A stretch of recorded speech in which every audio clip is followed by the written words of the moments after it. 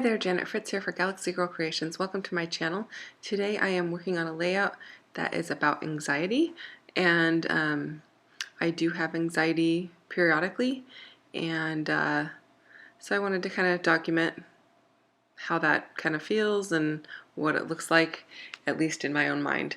So I found this image on the internet and I just turned it into a cut file, and I know I wanted to use the brain, the outline of the brain, but in order to get it placed properly, I wanted to go ahead and use the paper that I was cut out of to kind of line things up. And then I am going to add in all of the pieces that are going to cover the pencil marks that I'm making. And the reason I'm doing this is I'm marking out where everything goes because I am going to watercolor inside these lines. So I kind of needed to know where things start and where things end, kind of to give a little bit of differentiation between the different areas in the brain. Now obviously this is not like scientific, it's not like these are the real areas in your brain or anything like that. These colors don't signify a specific spot in your actual brain, it's just to give some just so that while I'm watercoloring, I have some areas that I know where things are going to start and stop based on the cut file. So hopefully that makes a little bit of sense. I am not a pro watercolor person. I have played with it. I have a friend that is an extremely talented watercolor artist, and she has given me some tips on how to do it. So that is what I'm working from. And I am still learning as I go. I have learned that I don't need as much water as I think. You want to kind of come in strong in one area and then kind of fade it out to the other areas so that when you bring in new colors they can blend or overlap and not just kind of make a mess. So I don't know if that's actually technical watercolor speak, but you can see here as I'm bringing that yellow down and I'm fading it out to white so that it doesn't look like there's like just a line of yellow that stopped. It gives that faded effect, and I really like that. That's what I'm kind of trying to do. And I thought I was going to use more colors in the palette, but I just stay with the warm tones. I don't add any of the blues and greens.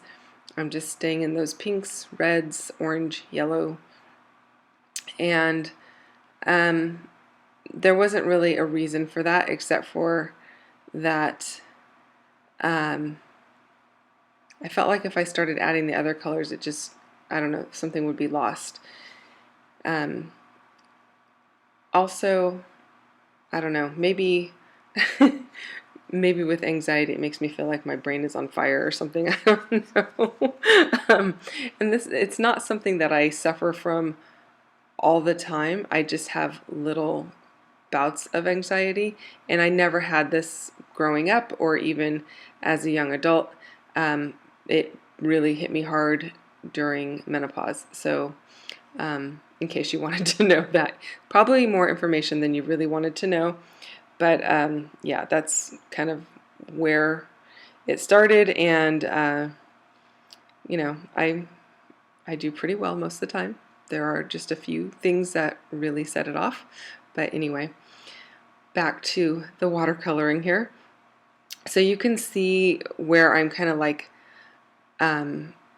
starting the darker colors and fading it out, and then I change colors. That is kind of where those lines that I drew in from the cut file are drawn. So it's kind of giving me a guide to where I want to start and stop things. And I know this kind of might seem like a weird topic to cover, but you know, I feel like first of all, scrapbooking for me is very therapeutic and it's kind of cathartic. So working through these things it's kind of makes it a little more, makes things a little more peaceful, I guess. Um, and I think, you know, anxiety is not something that we should like really be ashamed of. It's something that we should talk about, and um, the more that we talk about it, I think the less scary it is, maybe. And like I said, I didn't have this growing up, and I don't, it's not something that bothers me day to day usually. I'm usually so busy that I don't even give things a second thought. But every once in a while, it'll strike, and it's usually when I have a lot of time to think about things, and uh, things slow down and I get overwhelmed with situations and such like that. So um, don't think that I'm like sitting here all the time having anxiety. And I really do feel for people who have it more frequently than I do, or who've suffered from it for long term, because I definitely can see how it's debilitating, and yeah, it's not a fun thing when you're in the midst of it. And I think sometimes the hardest part is to realize that you're in the midst of it, and to work your way back out of it. So there you can really see how those colors are going to line up with where all of those little black lines from the cut file are.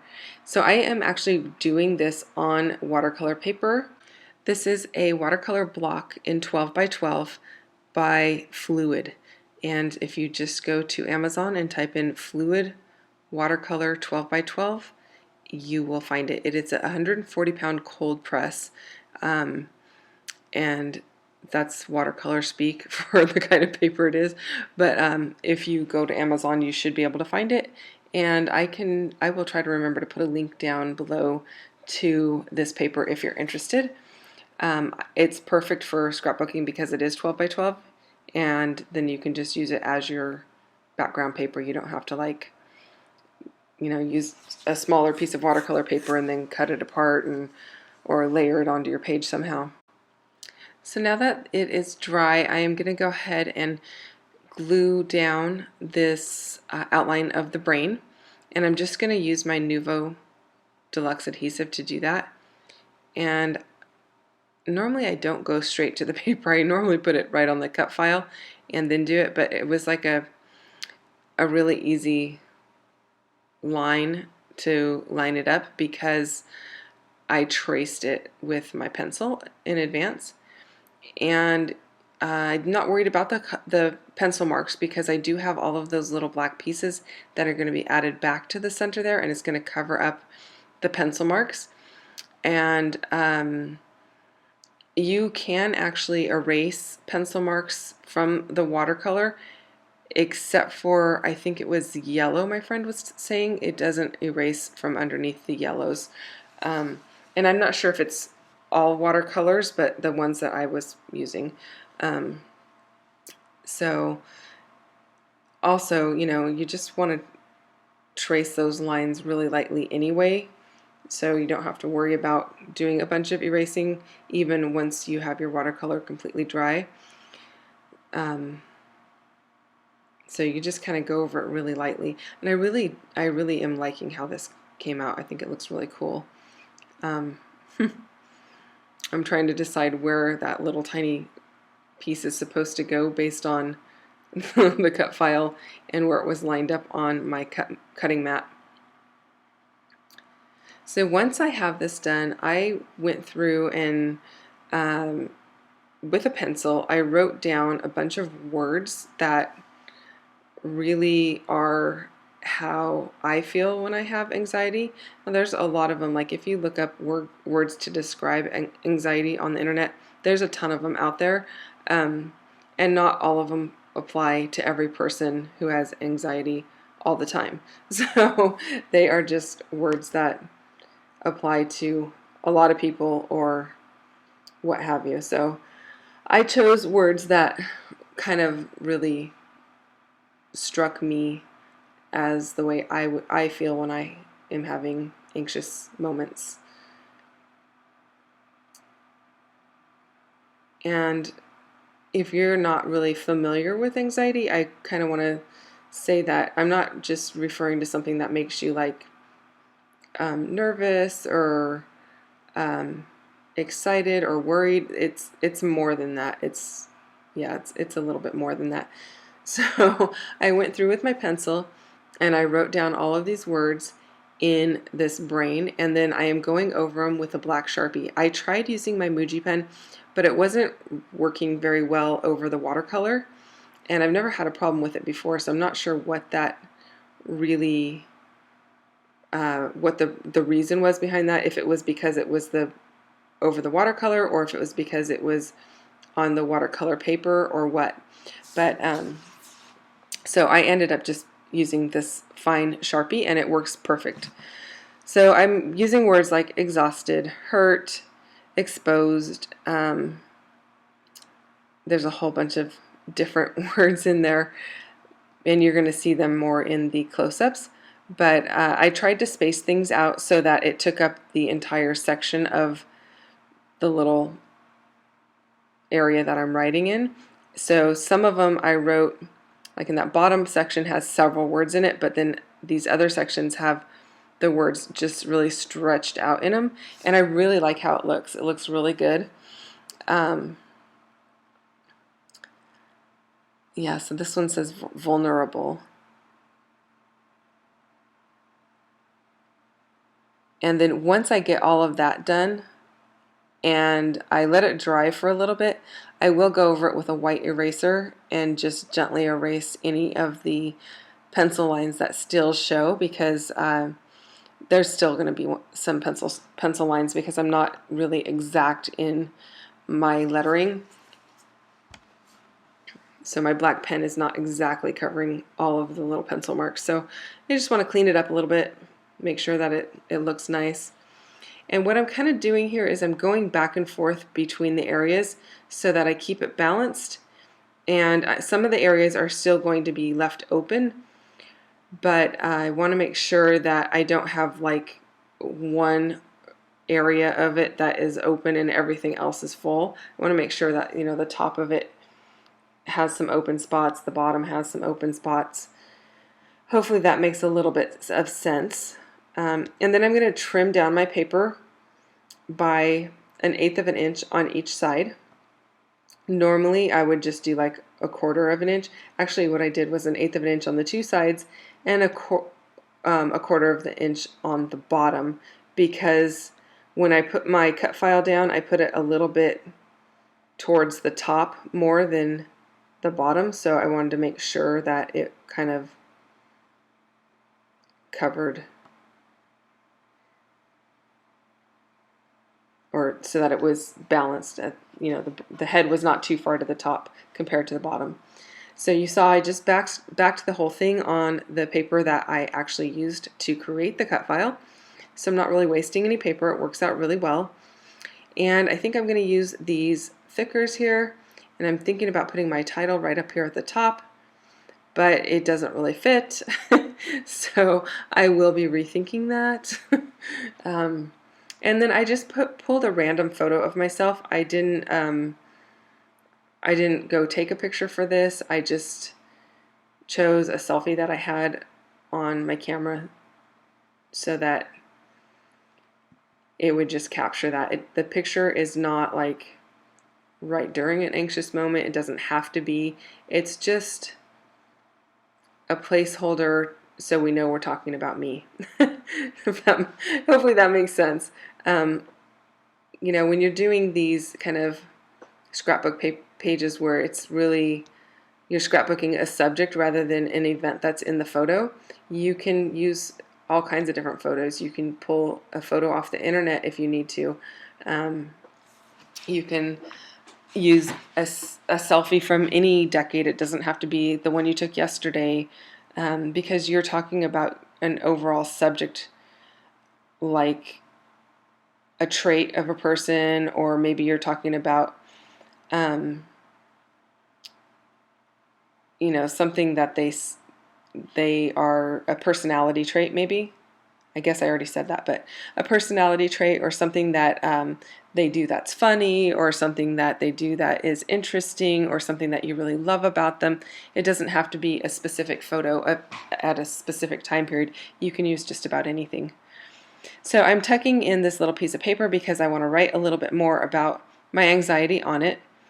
And I did use that little light bulb clip, and I really like that because the light bulb kind of makes you think of the brain or ideas. And then that little yellow piece, it says something on it. I think it says hope on it. And that's just a little clip that I decided to use. And I'm going to just put a little bit of yellow baker's twine on this little card, and that's where the majority of my journaling is going. I don't want it to be where you just flip through and can read all of the journaling. I want, to be a little bit more private. Even though I'm talking about it here today, I'm not telling you everything that it says on the journaling card, but I've told you the gist of it, and that it can be very difficult to deal with. And a lot of times, I do say on the card that a lot of times my husband can tell when I'm anxious before I even know that I'm having anxiety. And a lot of times he'll just say, you know what, why don't you just go scrapbook and relax. And that scrapbooking or being with my grandson, any of those kind of like active ideas or active things really help me, because then my mind is working on other things and I'm not thinking about whatever is causing me to be anxious.